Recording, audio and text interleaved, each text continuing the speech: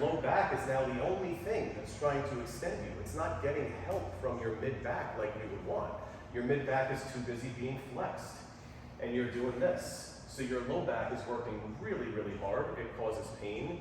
You say, I have back pain with squats. It sounds like you have a lower back issue, and you don't, right? You have a rib cage issue. Another one that we were talking about that's very common with CrossFit is toes to bar, right? If you have a really difficult time getting into a high quality posterior tilt, you're not really going to get into your lower abs very well. So it's going to be, first of all, it's going to be extremely difficult to actually bring your toes to the bar because your hamstrings are not going to want that type of length. Your hamstrings attach to your pelvis, and when you get into an anterior tilt, it stretches your hamstrings. So if I'm trying to bring my leg forward, like I would be trying to bring it up towards the bar, it's shaking and I can't bring it that high because this is limiting it. So I'm going to use my hip flexors, I'm going to use momentum, but if I can tuck my pelvis, I can get my leg way higher, right? So when you're up on the bar and you're about to try to bring your toes to the bar, you don't want to be distracted by your toes. You want to really think, where should this be coming from? What's the best quality way to get my feet to the bar? It has to be driven from my pelvis. That's when you start to really engage the proper area. You're not only more successful just from a performance standpoint of like, holy crap, I actually touched the bar multiple times there, but also when you break out of that drill, instead of saying, I don't really know where I felt that, but I did decent, you walk away saying, no, I felt it right here because I really got that proper area to engage by moving my body the right way. These are the people that tell us all the time, my hamstrings are so tight no matter what I do. I stretch them, I roll them, whatever I do. It's because they're already on stretch. They're an overstretched rubber band that's already on tension, and you're trying to stretch that. You actually need to shorten that through a pelvic tilt to get in a more neutral position. So they actually need strength. They don't need necessarily, not for everybody, but in that particular case, they don't necessarily need more stretching. And I just want to add something, because Mike is giving you guys some great advice, but you should, when you're doing the exercise in a workout, don't think about posteriorly tilting your pelvis. Don't do that. Just do the drills. Like run through the drills before, maybe as a warm-up, and then do it. Because when you try to fix something that you aren't good at, you're just going to compensate, and you might hurt yourself. So just be careful. When you're doing exercises, don't try to like posteriorly tilt your pelvis, because of what he just said. Do some of the drills that we're showing you before you work out, and then you have access to this position in your body, and then you'll be able to get more out of it rather than trying to like force it during the drill, during the exercise. Okay? Just want to make sure you guys all get that. Yeah, that's a very good point. In the moment when you're lifting, especially with real weight on the bar during a challenging time, you want to go with what's comfortable. But hopefully by doing these concepts beforehand, this becomes a bit more of like a default position for you. You just have more access to it. So if you're always like this, and you run through a couple of these drills, maybe on the wall or on the floor, right? Then you have more access to this part of your body, and then when you're doing toes to bar, you're able to accomplish it. But don't do it, don't like, let me posteriorly tilt while I do it, because that's not gonna be good. Okay. Easier when you're Overtilting a problem? Yeah. Like how do you know where to stop? So- I tend to like go too far back, I think, and that causes back Well, issue. here's what, you can use a wall or the floor, maybe not.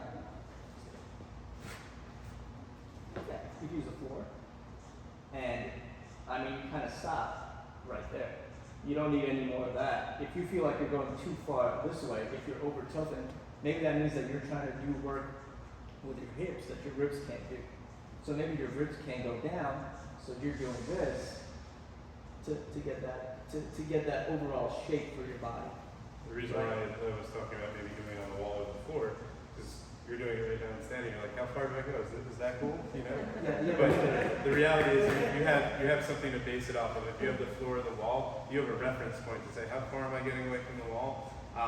One cue I tend to give when I'm like on the floor like that is like kind of reaching like the end of your tailbone as you go into that anterior tilt, or kind of getting to like the top of your tailbone as you go into a posterior tilt, so your back flattens against the floor.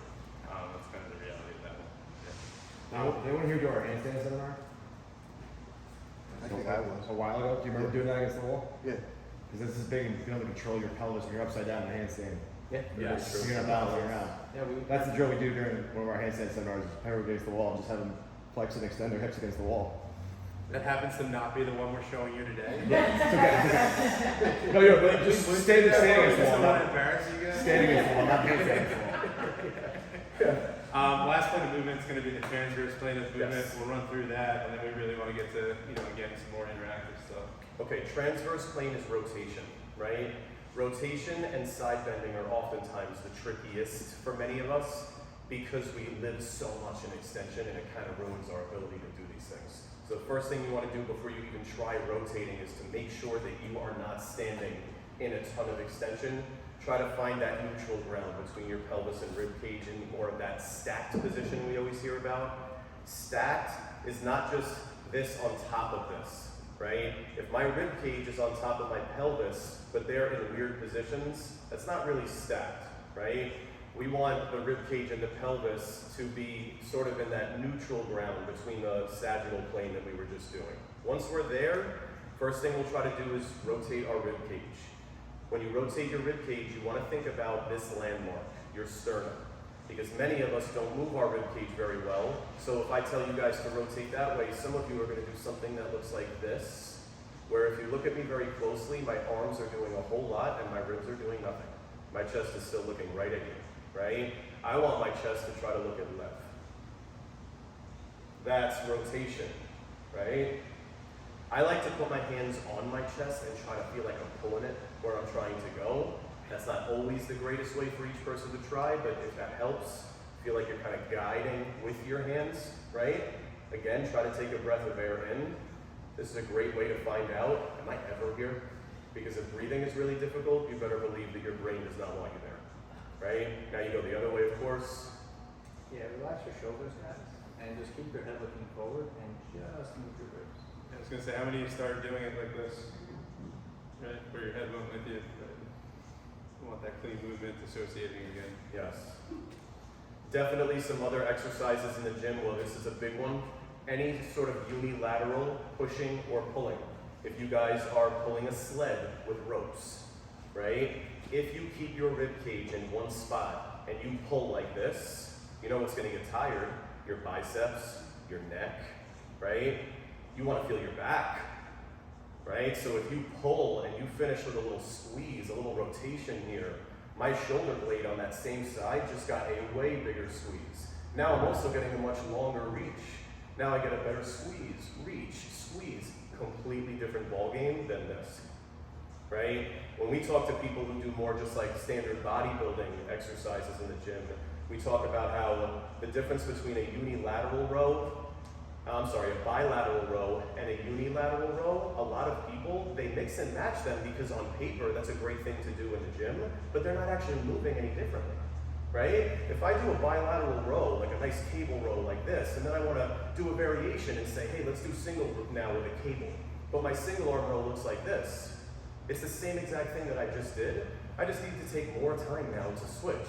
But if my bilateral row is a little bit more of that sagittal plane that we just talked about, right? My chest is moving up and down, but then my unilateral row, my chest starts doing stuff like this. Two completely different exercises now, right? That's how you really make your body more resilient in a variety of ways. And that's why we all know people in the gym who are animals, and then they go play like pickup basketball with their friends and they're train wrecks. Everything hurts, they get hurt, right? Because they don't realize it potentially, but they're just training one plane of movement. Everything looks and feels the same. And then in a real sport, when they're out moving around and they gotta twist and turn and get into positions that they don't really feel all that strong in, everything just breaks down, right? So, same thing here at the pelvis. You wanna turn your hips to face one direction. See how well you can do this without any of the rest of your body moving all that much. Try to get your feet hip width apart, so the insides of your feet are kind of where your hips are. And point both of your feet forward, loosen up your knees a little bit, don't lock yourself out, and then just try to get that movement. And we're trying to go as cleanly as we can through the rotation. Don't move the rest of you, so put your hands on your chest so you're not doing this. Yeah. And just try to get those hips to move a little bit. Great, good job. Yeah, some of you might feel a lot of movement, some of you might not feel a lot of movement. Yeah. Yeah. Some of you might be feeling this in your knees. That's moving. Rotation at the pelvis is very, very tricky. Very hard. And for a lot of people who lift a lot of weights, because so many movements in the gym are driven through low back tension and strength, we get so good at extension that it really starts to limit how well we can do other things. Which is why I know in certain CrossFit gyms, when you guys are doing like workouts that include, hey, run around the building twice, come back in, do X, Y, and Z, if you're lifting and your pelvis is always solid in one position, and then all of a sudden you have to run, and ideally you want running to open those hips up, that can be really tricky for some people, but it can also be amazing for others because you're asking your pelvis to move in a lot of different ways instead of just pounding that one thing. This was my issue that I had for like 15 years. I couldn't really move or rotate, access my pelvis, load one side or the other. So my knees took the brunt of it. Yeah. We see that a lot. There's not a lot of rotation in the body, so people use their knees to rotate. Your knees don't rotate well. Straighten that knee, pull that head back instead of, getting into that adductor, pulling that head back from the pelvis. Yeah. Yeah, that's why more people complain about knee issues than hip issues, right? But interestingly enough, we solve a lot of knee issues because people's hips are a disaster. They don't feel them just yet because they're not using them. The thing that hurts is the thing that's moving so terribly wrong. But usually there's other areas, right next door neighbors, that they don't hurt at all because they're not doing a damn thing. And then when we finally ask you, can you move that? Do you see what that feels like? It's like, wait a minute, this is crazier than my knee. You know what I mean? And then all of a sudden you start accessing your hip a lot better. When you run or walk, it absorbs a lot of pressures. The knee feels 1,000 times better. That's basically what happened with Pat. When he came in and we were just talking shop and I was telling him about a lot of these awesome things that me and Lev came to learn and how we use our practice and everything. I said, tell me something in your body that you have going on, And he's like, well, thankfully I can take care of At this myself. point, I was a CT for like 6 or 7 years. Yeah. I tried everything. It wasn't because I didn't know.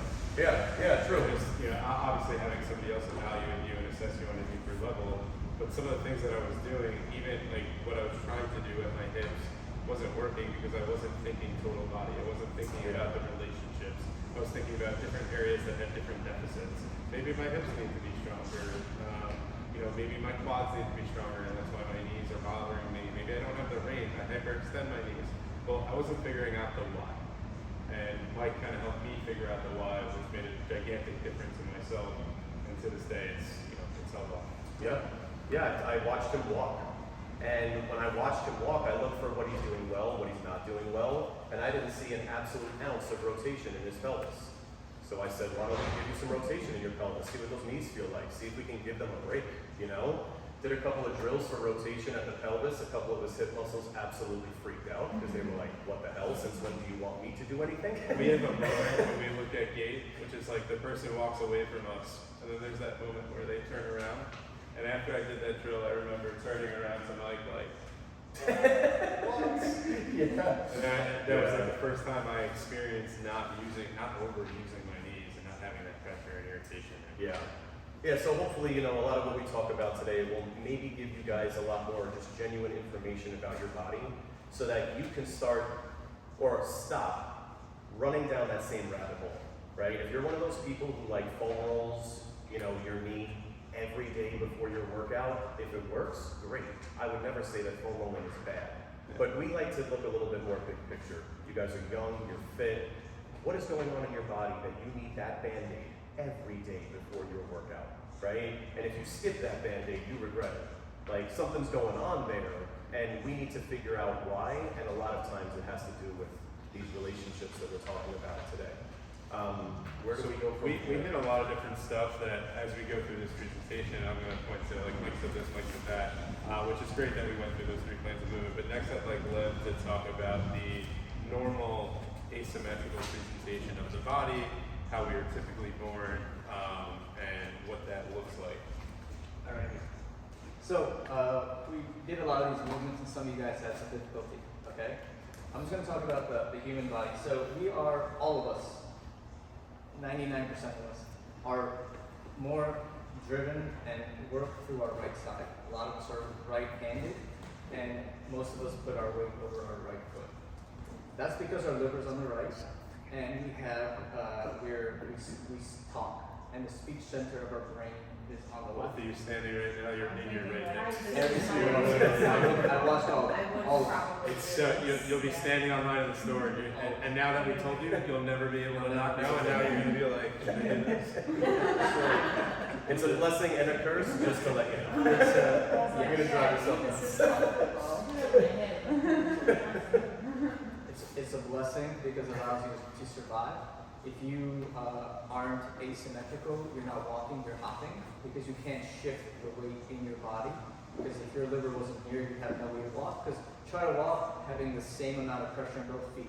So put 50% of your body weight in one foot, 50% of your body weight in the other foot. How can you take a step? Right. You can't. You need to be able to shift and take body weight off of one foot. So we're asymmetrical because of the liver and because of like we use speech, we tend to hang out on the right side of our body. This is kind of, there's a lot of research behind it, but everybody, a lot of our clients don't believe us. But it's the truth. Also, humans, we built a life around everything being right-handed and just living this like right side dominant life, okay? So your ribs, which we'll talk about, they kind of go like this, your rib cage. So your individual ribs are supposed to rotate and move. When Mike is talking about all these movements, what we're trying to do is we're trying to get your ribs, your individual ribs to move, not just your whole rib cage. Because when your whole rib cage moves, your head and your pelvis have to do all this stuff. But we're trying to get your actual ribs to move, okay? So almost all of you will have a little bit of a rib flare on your left side. And that's because we're so right side dominant and our liver's here, our diaphragm, which is the most of the bit that we breathe with, domes over here and doesn't dome as well here. We talked a lot about rotation. It's really hard to rotate well. A lot of that is because of this doming that doesn't happen on the left. We use this diaphragm not only as a breathing muscle, which is what it's supposed to do 22,000 times a day, we also use it as a postural muscle because of this rib flare. Will be extended this way. Same thing happens with our pelvis, and you guys don't need to know all this, but it's just gonna make sense. The stuff that we're going to do going forward is gonna make a little more sense if you understand, if you just see these concepts. So when we were all standing on the right side, we were kind of hanging out right here. Your innominate, these bones here move when you walk. And when you stand on your right side, your right innominate moves back a little bit more, and your left innominate moves forward. When you take a step with your left side, unfortunately, because of this diaphragm thing we have going on and this asymmetry, we have a lot of difficulty getting into here. So we kind of stay here. So that's why we're so right side dominant. This becomes like a peg leg, and this becomes our main driving leg. So you guys have been in the military, they go like left, left, left, right, left, so you can keep moving forward. They do that because of the asymmetry, otherwise everybody would be walking over to the right side like this. If you ever got lost in the desert, that everybody kind of tends to move this way. So if you walk long enough, you'll walk around the circle, and you won't be going straight, which is why they institute that type of stuff there. Your head has the same asymmetry. It's the same asymmetry there. We're not going to get into it. That's if you got, I don't think anybody did it. If you have like dizziness, headaches, all sorts of stuff like that, it's the same asymmetry there. Your feet have the same asymmetry where your right foot's a little bit more supinated. You're on the outside of it a bit more, and your left foot's a little bit more pronated. The arch drops a bit more. So the reason we're talking about this is because some of you guys, when you're lifting overhead, when you're deadlifting, there's a reason why you get into the grips that you get into. And there's a reason why you can push more with your right arm and not as much with your left arm. If you're a lefty, it's just a little bit more complicated. You're still shifted to the right. It's just a little more complicated for you to figure out what to do. But again, that's like the natural basic. Yep. So we learned this from the Postural Restoration Institute, which is another institute that teaches all this cool stuff, some courses we've taken. And it helps us figure out what is wrong, what's going on. With somebody who's had back pain, knee pain, hip pain, neck pain, that's not going away. They've been to the traditional outlets. We look at the body in this asymmetrical way, and our goal is to get you to be able to access different parts of your body so that you can regulate all of this better, and pain goes away on its own. And we talked about rotation, and the reason we have And I say this right, the rotation, the reason why I have so much difficulty rotating also is this rib cage movement, which is something we're gonna really push today. Yeah. Okay, any questions about that? No? Okay. Something I just want to quickly add on to what Lev was saying about the pelvis in particular. When we have this sort of cockeyed pelvis, since it's a structure that a lot of these muscles are attached to, right? You guys know from exercising, right? If you're doing a simple bicep curl, you're a hell of a lot stronger here than you are all the way down here, right? Down here, the reason why it's the most challenging portion of the range is because the muscle is so stretched out. There's these length-tension relationships in your body where your muscles, when they're at certain lengths, are primed to fire really well. And others, when they're really stretched, they are not primed to work very well. And the more incorrectly they are used or not used, the more your brain eventually says, well, screw it. I'm not going to ask you to do anything anymore. We'll find a new way to get it done. Because our brains are so incredible at compensating. Unfortunately, those compensations are more short-term fixes. Your brain doesn't worry, well, how is this going to make me feel in 6 months if I keep moving like that? Instead, it just says, well, this is the best way for me to do it right now. So if your pelvis is kind of cockeyed, there's going to be certain muscles in and around your hips and your glutes and your legs that are constantly at that awkward stretch. And that's why you're always going to struggle with those muscles. Getting injured, feeling weak, feeling imbalanced. And that's why if you say, my left hamstring is never as good as my right hamstring, you can sit in the gym and do an extra 10 sets every workout of your left hamstring, but it's still never going to help your body structurally put that hamstring into a healthy position to fire really well. Strengthening that hamstring in the gym randomly is not going to help your brain connect better with that muscle and say, awesome, now you're ready to go, let's use you a bit more. And that's why a lot of these things that we're trying to do to fix these imbalances, they're very hit or miss. They don't really help us as much as we would like, because some of the techniques that we do, especially in PRI, they're called repositioning techniques, where we don't just ask you to learn how to just manage this position that we're stuck in. We try to get you to learn how to manage it by getting in and out of it a little bit better, by changing the shape of these structures so that the muscles that attach to them are now at those healthy lengths to jump on in, and that's when you make like absurd changes in the way that you feel and can perform in the gym. Yeah, so Lev talked a little bit about breathing, and just wanted to highlight that number because many of us walk like 8,000 to 10,000 steps or more a day, maybe some days less depending on what you're doing. But he highlighted that we breathe 22,000 times a day. So if there's a certain position of your rib cage that you can't access or you can't breathe in, what are the chances that you're going to access that naturally throughout the day? Our brain has instincts that we want to be able to breathe, right? So if you breathe better in this position and you can't breathe in this position very well, chances are you're spending more time in this position, right? The other reality is that a lot of us have a really difficult time fully exhaling, getting all the air out, right? And that helps us to engage in our obliques. So a lot of the repositioning drills that we do talk about breathing and making some connections again, getting you back into positions through those movements.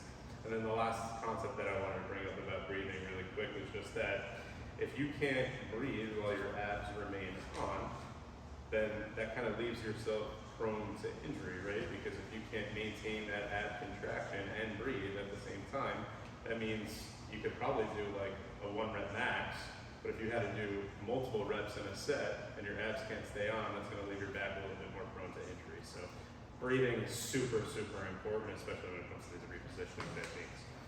And it's none of us, that's the number one thing that our brain will always default to giving priority to breathing. Right? It's the first thing we do when we're born, it's the last thing we do before we go. Breathing is really important. This pattern I talked about will increase and get stronger for you to get more breath in. But you want to just quickly touch on like the PEC pattern, Yes.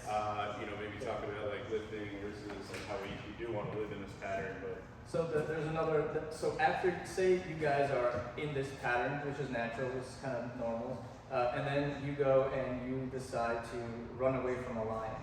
There's a good chance that you're going to tax out this right leg, because this is what's taking the most amount of force. So what you're going to do is you're going to start using your low back to propel you forward. So you're going to run by anteriorly tilting your pelvis posteriorly tilting your rib cage, and that's going to get you away from that line, right? You're no longer going to be able to get into this right leg just because it's tight. So the PEC pattern is a pattern that we see a lot of our athletes in, and you have to be in this pattern because when you're lifting overhead, when you're deadlifting, when you're squatting, this pattern, this low back, all these muscles, they actually save you from doing damage. Like you're putting 200 pounds on your back and you're going up and down a bunch of times.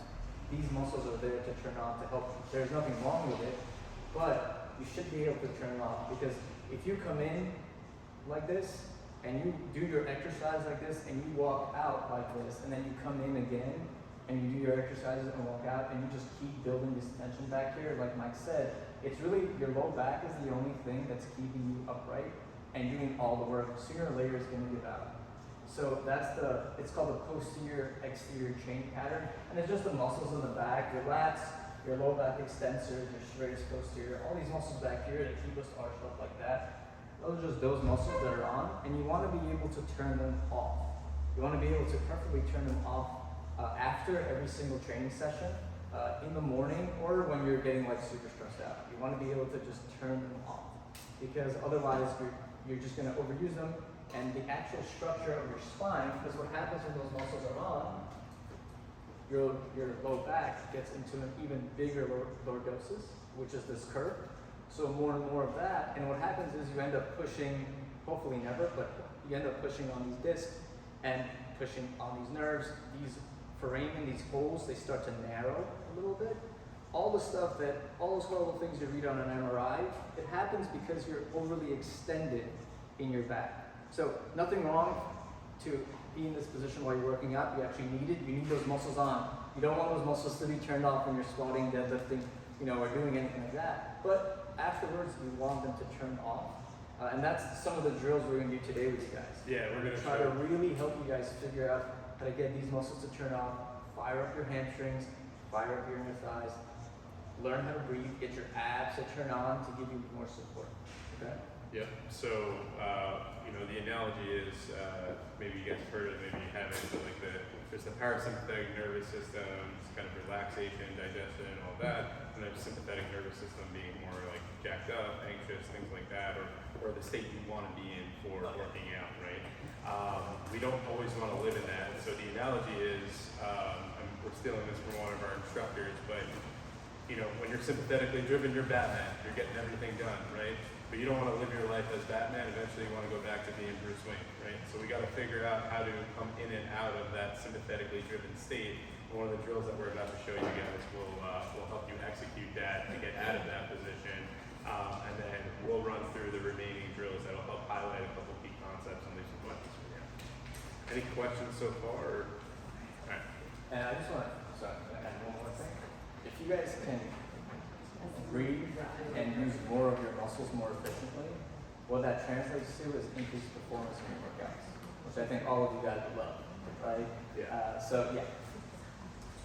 if you guys want to open up to the quick reset, that's the drill we put in there with the balloons. I do have some balloons and we have some towels. So what we're probably going to utilize is maybe the benches that you guys are sitting on for your heels. What's that? And we can use the wall as well. It's bigger. A lot of people push. And we'll use the balloons to kind of help highlight some of the breathing that Lev will take you through. grab what you know. So, Anybody have difficulty blowing up a balloon? Like it's something you hate to do? No? So if somebody handed you a balloon and they're like, hey, blow this up, you're not going to be like, I'm not blowing that balloon up. It's called parasympathetic rest and digest. yep. So like, You got it.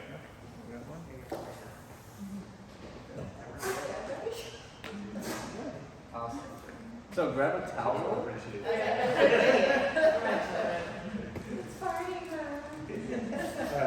Yeah, if you want to start blowing them up, it's okay. Try your nose. oh shit. Yeah, we got plenty of balloons. I guess we shouldn't blow them up too big, right? Yeah, so we're not gonna blow I'm not gonna lie, it's not way back Yeah, down. we're not gonna blow them up just yet. I'm gonna show you guys the activity we're gonna do, and you guys are all gonna try to do it. All right. Okay. So you're gonna lie on your back. Your feet are gonna go onto the wall. So it's important that your whole foot's on the wall. Do we have like a foam pad or something with their heads? I got some. We're badass. Fine. We can use more towel rolls as well. I have plenty more. Okay, so you're gonna put something on your head. It took me like 3 hours this morning. What you guys want to do is you want to dig your heels into the walls and pull the wall down as you bring your knees up. Okay, so very, very slight posterior tilt is going to happen. Thank you very much. So slight posterior tilt is going to happen. You're going to take your left knee and push your left knee into the towel roll. Feel your inner thigh by your groin. You're going to bring your left knee a little bit lower. If not, don't worry about it. So you're going to inhale through your nose. You're going to exhale.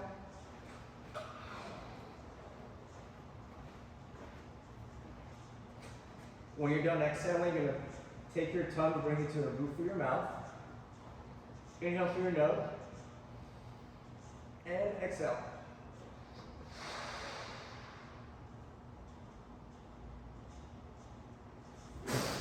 And now there, you're going to do that for 4 breaths. Now, why are we doing this? We're doing this so you guys can get your left rib cage down, because remember that rib flare we talked about? When you get those ribs down, you want to feel your abs. So the abs you're going to feel, these are the abs that you feel when you're laughing, coughing. These are the abs that you feel when you're flexing. So it's deep, deep abs, okay? Just going to run through the drill, see how you feel. If anyone pops a balloon, I'm leaving. Just You're gonna do 4 breaths. Inhale the balloon. It seems like simple and kind of dumb. So if you but guys want to grab believe wall me, space, we can also use like the benches and put your heels on the benches. Here, bro. So generally speaking, this drill is going to ask you to turn on a bunch of things that you guys are probably never using. It's going to help to inhibit or turn off some of the things that we all use way too much. So this is a drill that is kind of designed to be very challenging, right? You're probably going to feel some funky stuff that you don't normally feel when you're just living your everyday life. Awesome. Alright guys, so get your feet and knees at 90 degrees. Let's move a little bit closer to the wall. Yeah, you want your hips directly underneath your knees. Okay, like a 90-90 position. So pull the wall down to the floor. You're going to feel your hamstrings engage a little bit. And bring your knees up to the ceiling and flatten out your backs. If you can't do this, don't worry. Just don't do it. So that posterior tilt. Squeeze that towel with your left knee. So your left knee is Flatten your lower back and imagine that your pubic bone is trying to look. Inhale through your nose and blow that balloon. When I try to tighten my hamstrings and pull the wall down, I can still be up in the That's exactly why. I do exactly that. Yeah.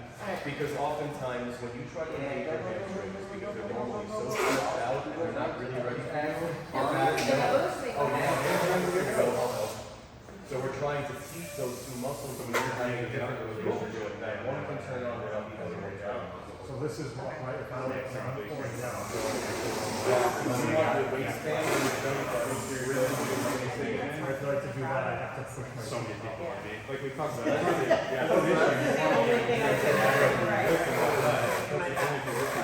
This has a lot of other fingers rolled into it so that it will show your body when you do roll your back into the position.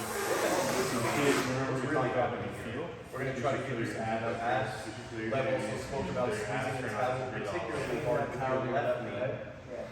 Because we want our left groin. When we all love our right side, imagine that your pubic bone is in the center of your left side. Your groin's attached to your pubic bone. If you love your right side, your right groin is always short, strong, ready to go. Your left groin is not. So when you give that towel a very hard squeeze with your left knee, right? And you try to get your left knee a little bit lower than your right knee. Your right knee gets closer to the ceiling than your left, right? If you can shift that left knee a little bit lower and squeeze the towel, you should absolutely feel your left groin fire up. So keep the air in the balloon. What you might in feel is between that the these breaths. muscles line Yeah, up, so and they kind of roll up like they they go go. over Sign up the to the break. after. That's very You're common. gonna fight That the air shows flow you coming that in. muscle is very new to being used that intensely, and that cramping sensation does not usually last a very long time. And now, if you're still struggling with this, There you go. I don't know, I'm saying you have a contraction. think about how well your ribs are pushing. So ideally you want to do. How do you guys feel? That's eight sides of the ribs. It's interesting, right? You're feeling hamstrings, it's not like you felt in a little while. And then try to match Spiders that on with your the posterior. growing muscles that you guys are like, that. You want to keep it spot, so. That's So now we got everything kind of locked in, hamstrings are on, right? And that left knee's been all the way down, a little extra squeeze to feel some left hip. What we're doing right now, many of you are in your back and your right side. You want to hold that. So right now, you're getting out of your back and getting a little left side. Exactly. Now you try to exhale. breathe in and lose it again. What you might find is that when you finally achieve this position, it's still there while you might have some abdominal pressure to drive through your core, right?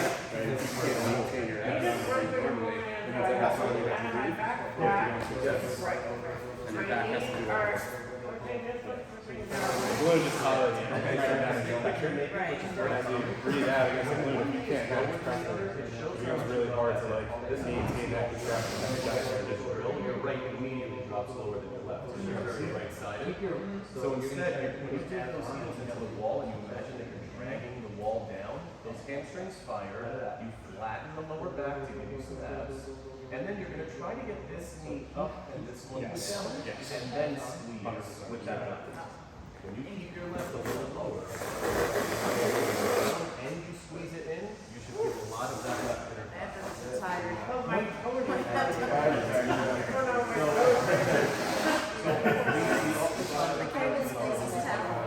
The moment everything ends up weird as hell, your toes will start moving. They're just trying to help any level of stability.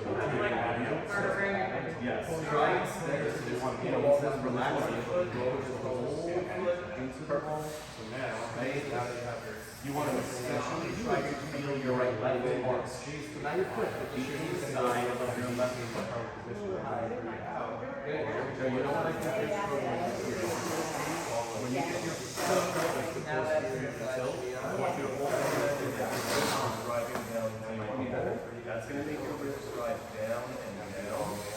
Right? And once you have that and your tilt, Yeah, I'm having trouble, especially in So you're the one that's feel like you're breaking these out right here. That's when you have. I get that all the time. it's very challenging for you.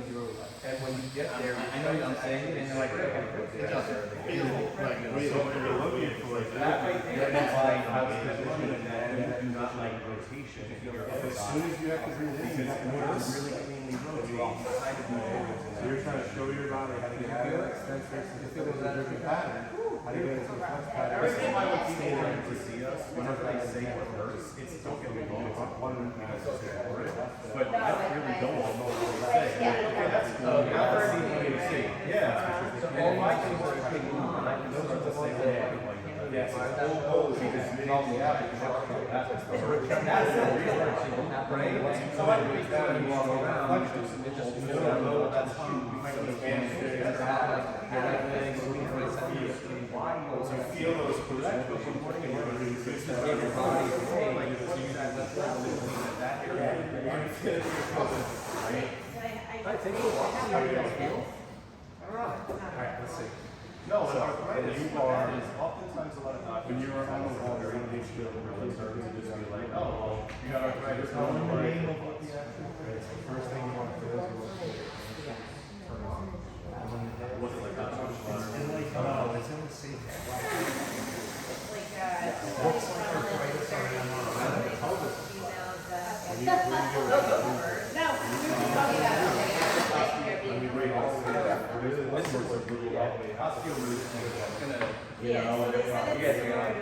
If you could do this after every workout, The reason all this is happening. Are you getting to that? Yeah. I feel, right. You know what that's outside, but when you can add bones type or joint spaces and all that.